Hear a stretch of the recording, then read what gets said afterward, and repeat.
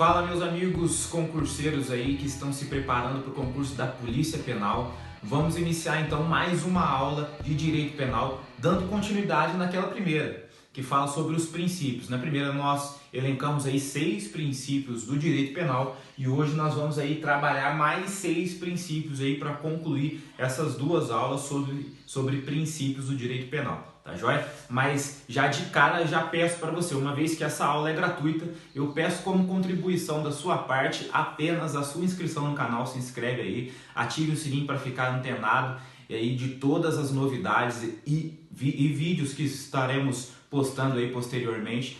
Uma vez que a nossa proposta e o nosso objetivo é postar pelo menos 2 vídeos por semana aqui no canal, para que você se prepare para o concurso da Polícia Penal, né?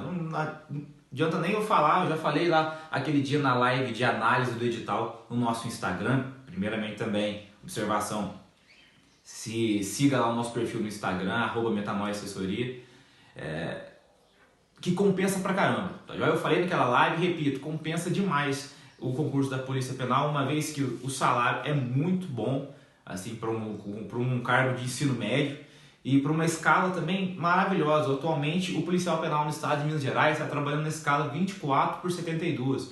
Trabalha 24 horas, folga 72 horas, então, ou seja, 3 dias. Então, tá muito bom de se trabalhar no sistema prisional e tende a melhorar, tá joia? O sistema prisional é uma instituição nova que está aí construindo seus pilares aí e com pouco tempo já tem angariado aí muitas vitórias em sua classe e com certeza vão ser aí exploradas mais ainda, e a instituição tem tudo para melhorar, tá bom? E vamos lá, vamos iniciar a nossa aula aqui de princípios do direito penal. Ainda estamos na matéria no ramo do direito penal, princípios, conteúdo novo no edital, tá bom? Não foi cobrado no último processo seletivo essa parte de princípios, então por isso a minha preocupação em iniciar, uma vez que vai ser o conteúdo daqueles que estavam estudando pela matéria do último processo seletivo, que agora precisam se atualizar. Vamos começar aqui pelo princípio da limitação das penas, ou seja, no direito penal, o princípio da limitação das penas é como se fosse o limite, veja só, é o cercado, é a linha de proteção do direito penal, onde vai nos proteger de qualquer arbitrariedade por parte do Estado, ou seja, o Estado ele pode penalizar o indivíduo que cometeu o ilícito, a infração penal ali? Pode, mas existe sobre ele uma limitação, existe sobre ele um muro. Olha só, o princípio da limitação das penas é exatamente isso. É o limite que o Estado tem para aplicar a pena sobre o indivíduo ali que cometeu o crime. E quais são esses limites, né? Podemos dizer assim, já especificados, já elencados? Olha só, na Constituição Federal, no seu artigo 5º, ela vai falar não haverá penas. E olha só, é especificamente sobre isso que o princípio da limitação das penas quer dizer. Olha só, que o Estado não vai aplicar pena, não haverá pena de morte, de caráter perpétuo, de banimento, de trabalhos forçados, de penas cruéis, desumanas ou degradantes, enfim. Esse é o limite do direito penal. Tá bom? Por isso o princípio da limitação das penas é muito importante, tem muita recorrência em concurso público. Então, preste atenção, o princípio da limitação das penas cai bastante, que é o quê? É o limite, é o muro que serve o direito penal de qualquer atentado violento ao indivíduo e de caráter que fira a dignidade do indivíduo. Olha só, aí ele não pode aplicar pena de morte, caráter perpétuo, banimento, penas cruéis, desumanas ou degradantes, enfim. Tá joia? Vamos lá, próximo princípio. Princípio da culpabilidade. O que é isso?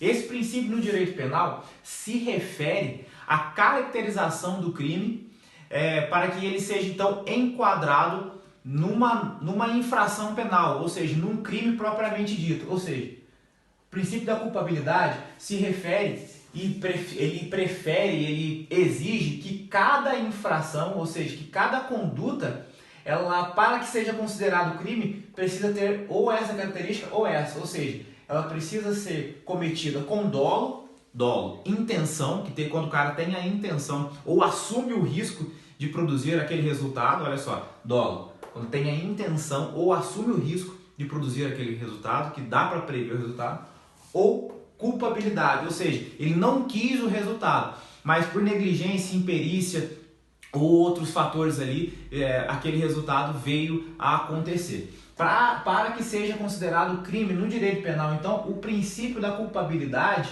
ele exige que a conduta seja praticada ou com dolo, intenção, ou com culpa, sem intenção, mas com imperícia, negligência ali e imprudência, certo?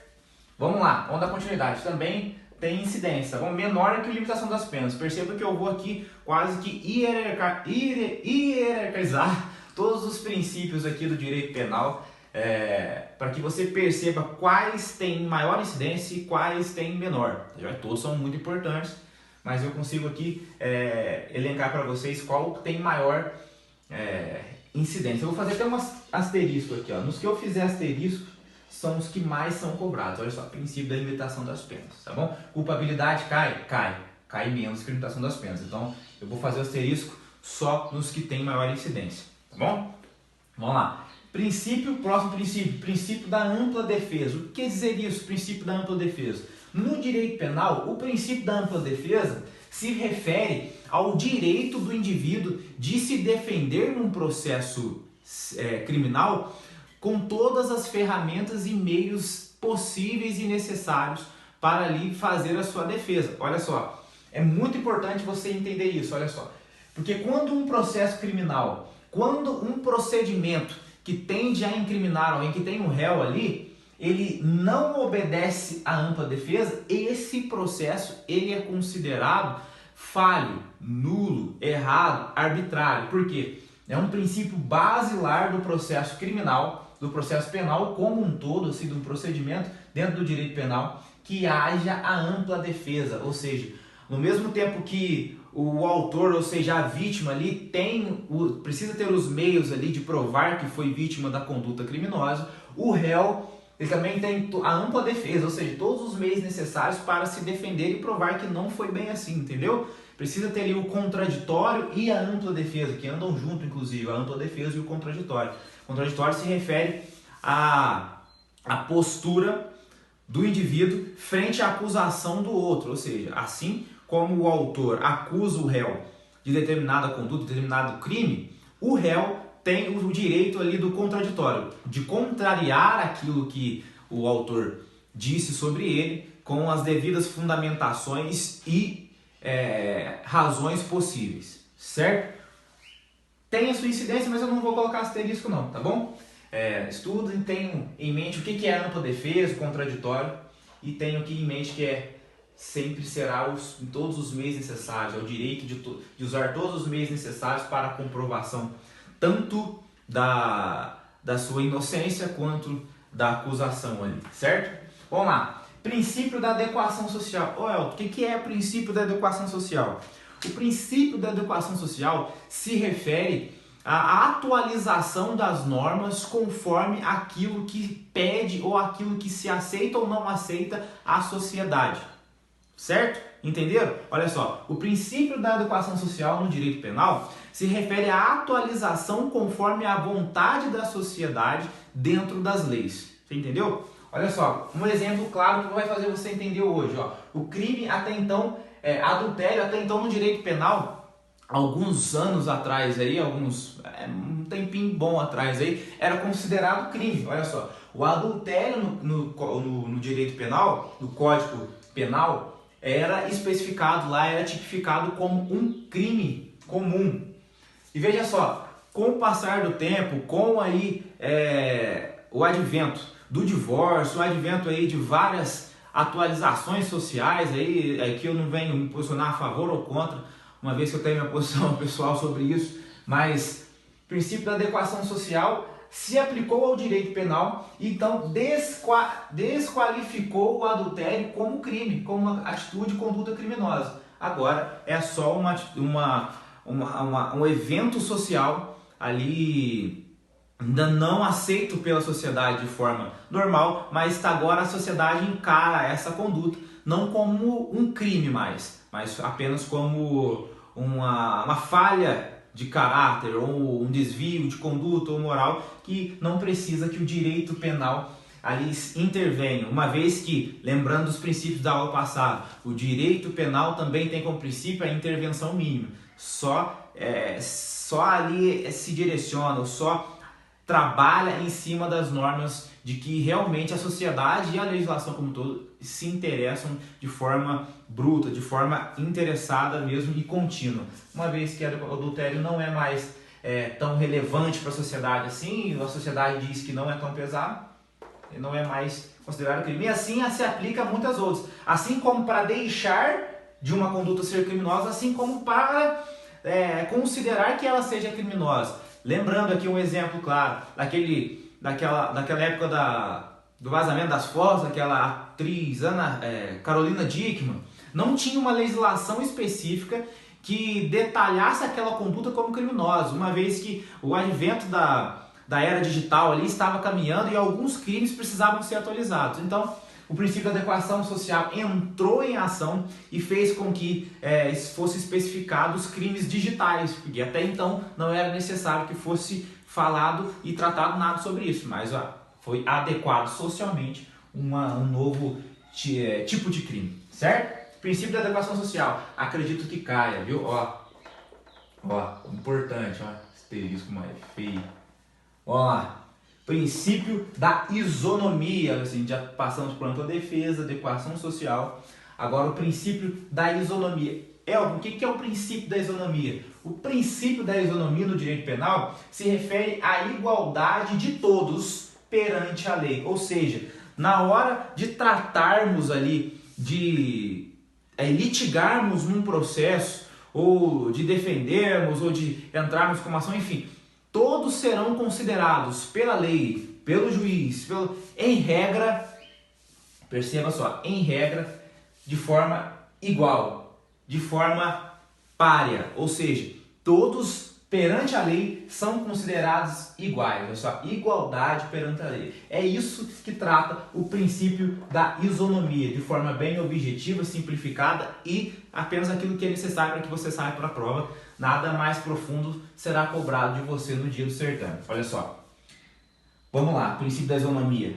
Ok? Princípio da presunção de inocência. Olha só, isso aqui não cai não, tá bom? Esse princípio despenca em provas. Olha só, principalmente nas carreiras afetas à segurança pública. Olha só, o princípio da presunção de inocência se refere a uma característica do direito penal frente ao indivíduo acusado de uma conduta criminosa. Olha só, o indivíduo acusado por ter praticado crime, até que seja transitado e julgado, ou seja, aquele processo criminal chegue nas últimas instâncias onde não cabe recurso, é isso que significa trânsito e julgado, é quando você processa, aquele processo não cabe mais recurso, foi até a última instância. Esse é o trânsito e julgado. Até que chegue nesse estágio, o indivíduo não poderá ser considerado culpado até o momento do trânsito e julgado. Veja, até chegar nesse estágio é presumida, é esperado, ali a nossa postura tem que ser de que aquele indivíduo ainda é inocente. Esse é o princípio da presunção de inocência. Ninguém, olha só o direito penal entrando em ação novamente, direito penal, Constituição Federal, ali no artigo 5º de novo, ninguém será considerado culpado até o devido processo legal, até o trânsito em julgado. Olha só, princípio da presunção de inocência, é isso. Enquanto houver ali ferramentas para que aquele indivíduo prove, enquanto houver instâncias, primeira instância, segunda instância, terceira instância, o Supremo Tribunal Federal está recorrendo, aquele indivíduo tem que ser considerado ali inocente até terminar todas as instâncias. Esse é o princípio da presunção de inocência. Até o trânsito em julgado, ele é considerado inocente. Então, pessoal, vamos aqui encerrar o nosso vídeo sobre princípios do direito penal, muito importante. Eu acredito que você fez essas anotações. Se não fez, volta lá, para o vídeo, faz as suas anotações, porque é muito importante que você faça isso, tá bom? Além do mais, esse tópico aqui, acredito que, se bem estudado, vai fazer toda a diferença na hora de elencar ali a pontuação, tá bom? E em concurso público, você que já fez o primeiro, o segundo, o terceiro e sabe que uma questão, duas questões faz muita diferença, tá bom? Numa classificação aí, tá bom? Agradeço a atenção de vocês, anotem, prestem bastante atenção, se for o caso, voltem lá, revisem, acesse nosso perfil do Metanoia Assessoria no Instagram. Se inscreva aí no canal, ative o sininho, que logo teremos mais novidades, viu? Quero agradecer a vocês, a atenção de vocês. Até mais. Muito obrigado.